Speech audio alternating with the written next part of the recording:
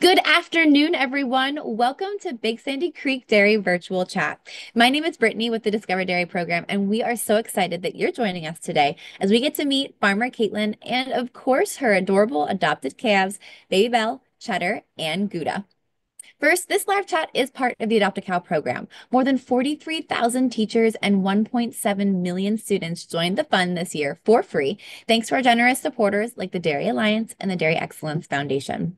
If you'd like to join the fund next year, registration and re-enrollment reopens on May 1st. So mark your calendars for May 1st, and you can go to discoverdairy.com/adopt to re-enroll and register again starting May 1st. Next, today's live chat is live. So that means that chat feature is open. We're excited to hear your questions. I know Farmer Katelin can't wait to hear from you. I can't wait to hear what you've all learned this year. So make sure to use that chat. Let us know where you're coming from. Let us know any questions that you have for your calves or for Farmer Katelin. And before we actually jump over to Farmer Katelin, let's see who is joining us today.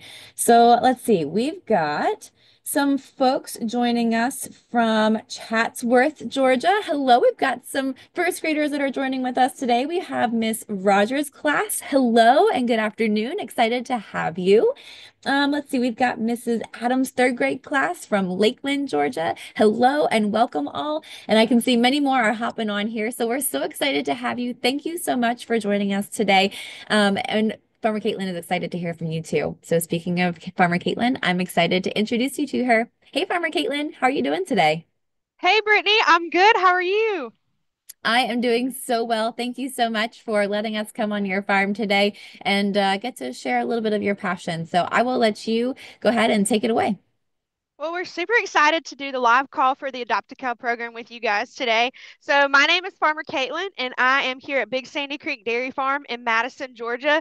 We milk about 80 head of Holsteins, and we're very active in our community with different taking cows to events, doing agritourism, and then several different things, as well as supporting our 4-H and FFA. But the Adopt a Cow is one of our favorite programs, and so today you'll get to see a little bit with Cheddar, Gouda, and Baby Bell. We're super excited for you to see them here towards the end of the school year to see how much they've grown.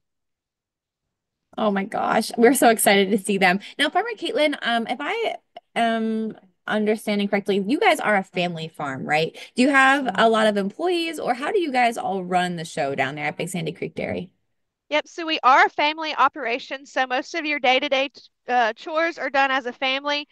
Farmer John, my dad, does a lot of those, but then we also have Brooke and Addie who help us with a lot of our tours and different things around the farm to get it ready for spring and tour season. So we're definitely lucky to have them as well as everybody in our family participate as well. That's awesome. And what's your role on the farm, Farmer Caitlin? So I do the Adopt a Cow program. I help a lot with the calves and the heifers. I do all of the outreach on social media. I make sure all the kids who show our cows that we loan cows out through 4-H and FFA have a good experience and the calves are well taken care of. Lots of different little things along the way as well. Also, you could see Gouda here is super fond of the vanilla wafers. Yeah, clearly. So we would love to maybe start shifting over to getting an update on how our girls are doing. We can start with Gouda here since she's putting on quite a show for us. She is. How's she doing? How much is she weighing? How tall is she? Where's she living now? Yep. So we are in middle of tour season, and a lot of the farm tours of different field trips of different local schools that come out want to see our adopt a cows. So we have the three of them in our pumpkin patch pasture for the off season, and so they get to see them up close and personal. So it's just the three of them here in the pasture together till the end of tour season. And then once tour season's over, they will shift to being in a larger pasture with other calves their age. Um, Gotcha. Right now, Gouda you can see is being the star of the show, while Baby Bell and Cheddar are taking a nap under the tree. So Oh, we'll have to go over and visit with them then once we're we once we're definitely will. done highlighting Gouda. So Gouda looks like she's getting really big. I know at our 6 month update, Gouda was 300 pounds and 41 inches. How big and tall do you think she is now? Yep. So she's about 340 pounds and about 43 inches tall. So you can tell I'm also fairly short along with that, but she has grown a lot this school year for you all. Oh my gosh, look at how big she is. And she clearly is loving all the loves. I'm sure she gets a lot of love from all the classes that visit your farm too, but I'm sure you guys give her lots of love. And she's not spoiled at all, Farmer Caitlin. Not No. one bit. So she Oh is my rotten, but gosh. her personality is very sweet. She loves attention. She's definitely a love bug.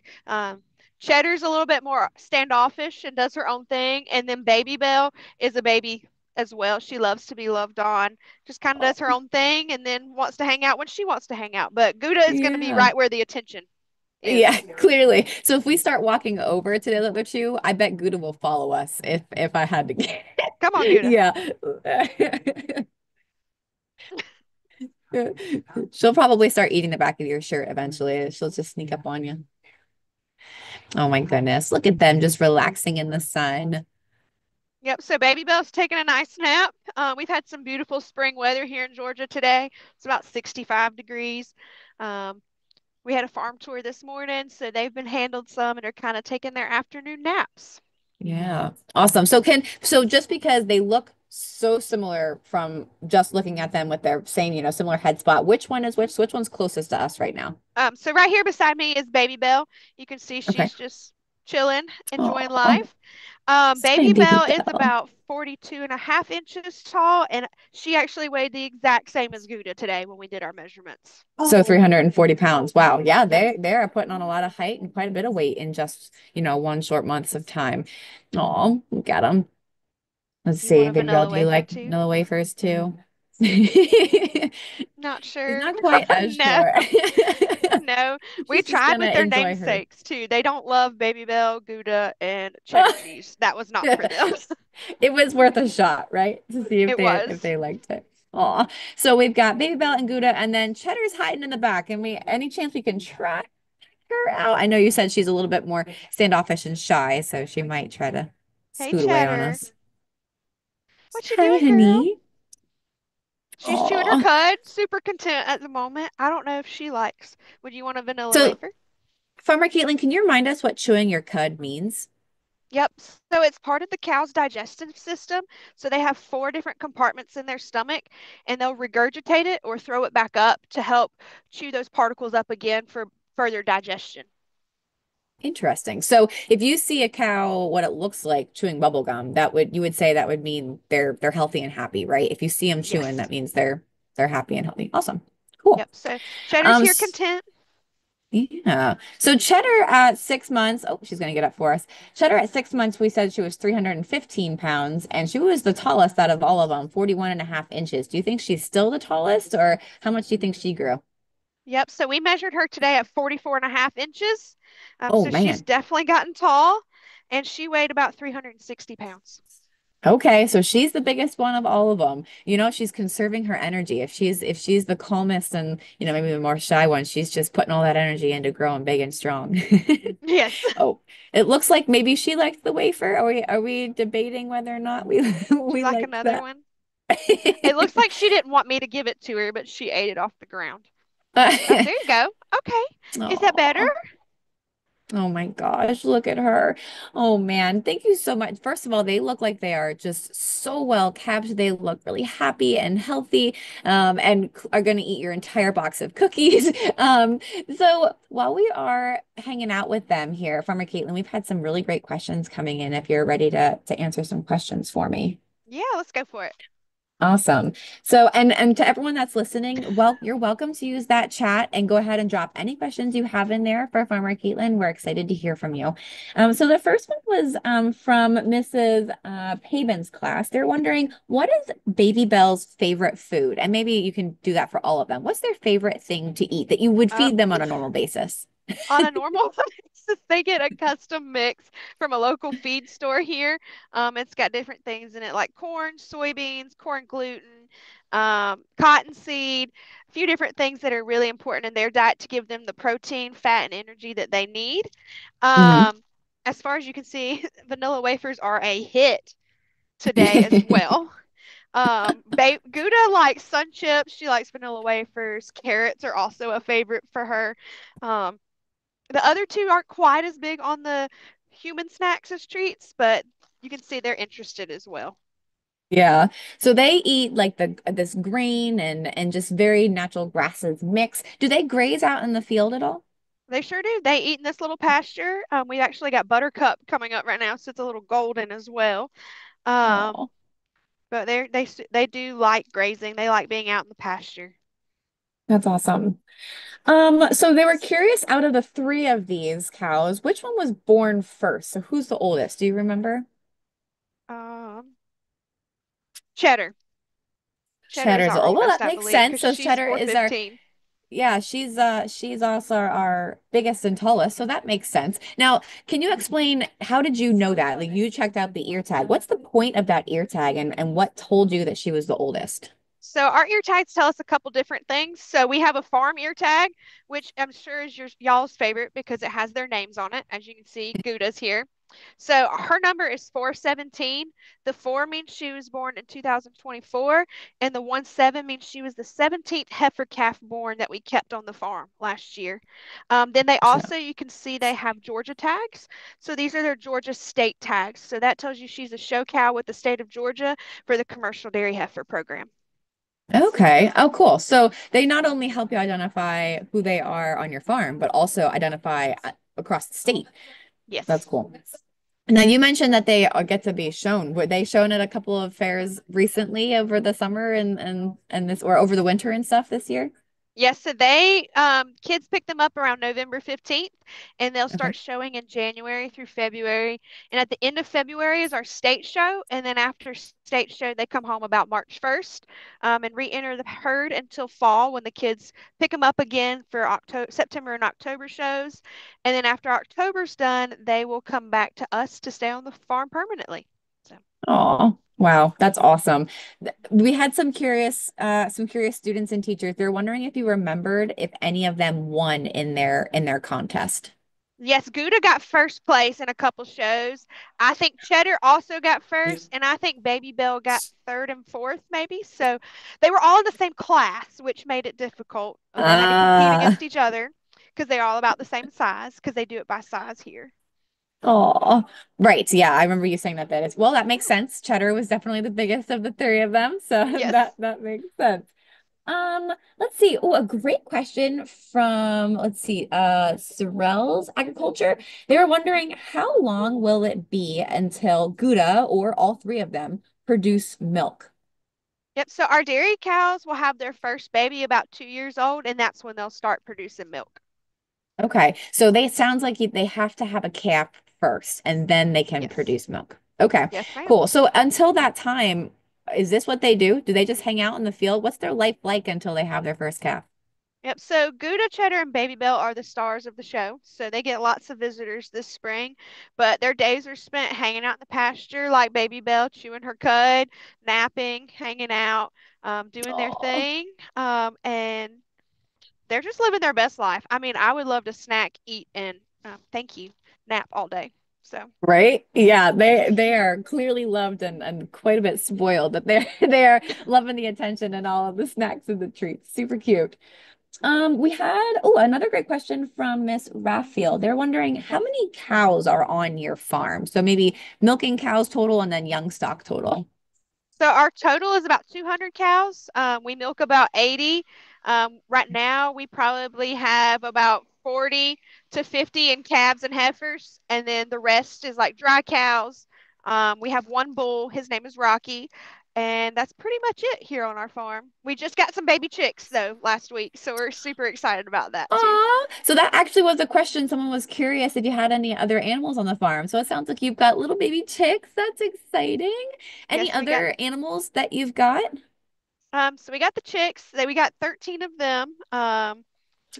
And they are different varieties of like Buff Orpington. I see you. Excuse you. Your manners. And then we also have a few cats here on the farm as well. So, Aw, nice. And I'm sure those cats they probably help with mice and just in general, just keep some company on the farm for everybody. So yep. So we're nice. Star Wars fans, and so the two farm cats, their names are Stormy and Vader, Oh, and our family house cat, his name is Mickey. oh. I love those names. Those are adorable. How did you come up with the names for Baby Bell, Cheddar, and Gouda? Just curious. I mean, we all know we can tell that they're cheeses, but curious what led you down the path of cheeses. Yep. So this year we wanted to kind of keep a theme for it, and we actually did some Facebook voting polls, and dairy products was one of the suggestions. And we Okay. said, let's do types of cheeses. And then we picked cheddar and Gouda, and then Baby Bell was a vote on online as well. So it came down to Baby Bell and Brie. Gotcha. Oh, very nice. Well, we like their names, so I think Thank that you. was a good choice. Let's see. Any chance we could visit with the one that's laying down for a little bit? We Yeah, just want to let's make go sure we see. can get some even video time with everybody. Make sure we Hi, can girl. spotlight everyone. Are Hi, you sure honey. you don't want one? No, that's not what you want. Right? That's So not while we're it. hanging out with this little one over here, they were curious, how big will they get when they're considered full grown? And when are they considered full grown? Yep, so they'll be full grown typically by the age of 2. They may grow a little bit after that through their different lactations, but typically that's their mature size. They'll be about 1,500 pounds, some be a little more, a little less, and then they'll probably be, 50 to 60 inches in withers, depending on Wow. um, their genetics. Yeah, right. Absolutely. And withers, can you point to where the withers are so everyone knows where you're Yep. talking about? So their withers is right here. It's their shoulder blades, basically where they meet, and that's where we Gotcha. measure height. So that's consistent for them. That's where you've seen all your height updates on your cows. We measure from hoof to withers. Gotcha. So when you're taking those measurements, it's not when their head is up and up at the top of their head. It's actually at their withers. Good to know. No, So because that way their technically head's they not reach, consistent. right, yeah, and technically they can reach taller than the heights you've been sharing with us. So neat. Yes. All right. Oh, a good question from Ms. Lizwowski. We're wondering, why are these cows black and white? And I'm sure we've seen other breeds and other colors. Just curious, why are they black and white? Yep. So we milk the Holstein breed here on our farm. So we love our Holsteins. They're the most popular breed. They're your Chick-fil-A cow, and they produce the most milk. We love the Holsteins. So the traditional Holstein is black and white, but you will see a few red and whites on our farm. So that's a recessive gene that colors their hair red. So it's probably very similar to us as humans, right? Like some of us have blonde hair or blonde or brown hair or red hair. So same thing. Cows can have same breed, but different color. Hmm, Yes, ma'am. cool. Let's see. They would like to know, let's see. Oh, does Baby Bell like to play with any type of toy? And that's from Mrs. Pavin's class. They were wondering how do you, and I guess in general, how do you see them play and interact with each other? Now you can see Gouda here is playing now with her tongue some, asking for more treats. Um, Typically, you'll see them run, jump, kick their heels up. Cows get the zoomies just like dogs, Oh, which is really cute. And then Baby Bell and the girls, we haven't really offered them any toys. Some people have balls and for their horses and cows, but for them, we haven't really tried that just to make sure they stay safe in their pastures. yeah. No, that makes sense. I mean, they've got each other to play with, right? And they do a great job of keeping each other just entertained by hanging out. And they don't need stimulation, I would say, like we do. Like, we like to be on a device or reading or running or jumping or hanging out. But yeah, cows just like simple, calm routine and chewing their cud and hanging out. So nice. Very good. We have another question coming from a first grader, Joey, wondering how do farmers get the milk in the tank? So we know the milk Ah. goes from the cow to the tank and then the tank to the truck, but how does it physically get from point A to point B? So this is actually one of my favorite fun farm facts. Milk is the only commodity never touched by human hand. So, like when blueberries are picked, they're touched, strawberries, whatever it may be, peanuts go through a washing and cleaning process, but milk's the only one. So it's a closed system. So we'll put that milk machine on the cow and it goes through hoses and stainless steel pipes straight into our milk tank where it's cooled on the farm until the milk truck comes and gets it, and then he'll hook up a pipe to our milk tank and suck it right onto the truck. My gosh, that is cool. Never touched by human hands. Nope. Never really thought about it being the only commodity. I knew it no, it's never touched by human hands, but never quite thought of it in the sense that it is the only commodity that's never touched by human hands. Very cool. Thank you, Farmer Caitlin, for sharing that with us. Oh, we've got some folks who watched the farm tour video that you had put together for us, and they were wondering if they had a favorite rock and roll song because they know they saw that you guys like to listen to that in the parlor. So they were curious if they have a rock and roll song. Our cows like really anything melodic. They love rock and roll. Typically, whatever Farmer John's favorites are what the cows get to listen to most. They do love AC/DC, ABBA, Queen, Journey, all Oh those my different goodness. bands from that time. So they That's love it all. funny. Every time, once in a while, some Taylor Swift or some Ariana Grande gets slipped in there too. And they seem to just love it all. They just bebop to it all, I guess. They do. Nice. Oh, this is an interesting question from Mrs. Adams' third grade class. They're wondering, so we know they have about one calf a year. How many calves will they have in their lifetime? And I guess what is a lifetime for a cow? Yep. So the average age of a cow usually is about 8 to 10 years old. We've had some older cows here on our farm. The oldest cow we have right now is 16, and the oldest we've Oh, ever had was 22. As oh long my as they're gosh. healthy, yeah, as long as they're healthy, they get to live their lives here on the farm. Um, and then they'll usually typically have a calf every year. So Gotcha. So yeah, after once they're 2 years old and having a calf every year, if the average age is 8 to 10, then they're probably about 6 to 8 calves for each cow then. Have you ever had yes, twins ma'am. before on the farm? We've had several twins. We actually had one set of twins one time. They were the exact same patterns except reversed. So one was mostly black and one was mostly white. Oh, that's interesting. I wonder, that's gotta love how genetics works. Yeah, it's pretty cool. Oh, right. A good question from Mrs. Soup's class. We were curious if cows can have food allergies. I'm sure many students listening, we always know peanut allergies and even lactose intolerance allergies and things like that. So they're curious if cows have allergies, I personally don't know that answer to that question. If they do, we haven't had much experience with it. right? Cows do have allergies. We've seen have them have skin allergies or, sneeze a lot when the pollen comes out in the spring. But typically Mhm. food allergies, not so much, but they're consistently said fed the same thing regularly.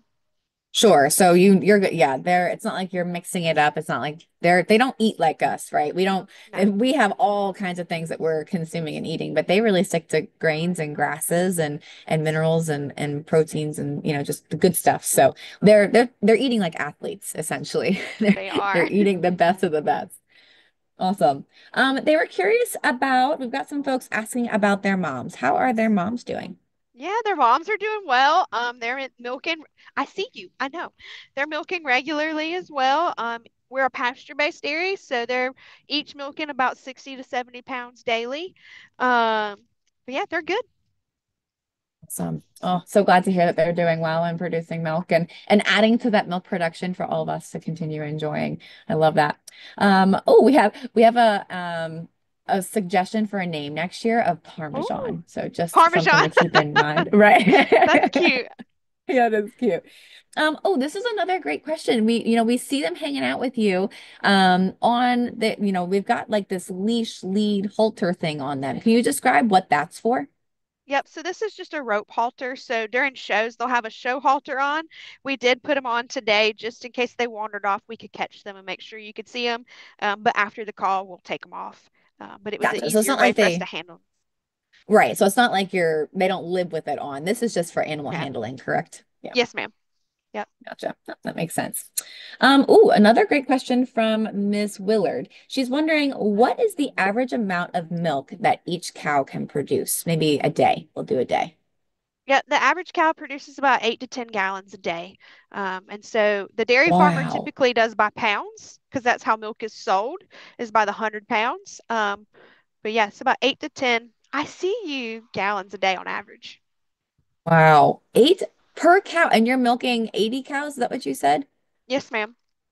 Oh my goodness. So every day you're at like anywhere between 640 and 800 gallons a day that you're producing. Oh, Yep. I was trying to do that math really quick, and that is a lot of milk. Yes. My gosh. Let's see. We have interesting. Um, when it's winter, where do the animals stay on the farm? Do they have anything extra to help keep them warm and cozy or anything like that? So typically in Georgia, we have fairer winters. The calves have some shelters they can get in. A lot of them like to lay in the woods and be under the tree cover. I know that we lose some leaves in the winter, but they like it. It's a little bit more insulated under the trees. But our milk cows, they are able to come in the barn during cold and severe weather. Gotcha. Okay.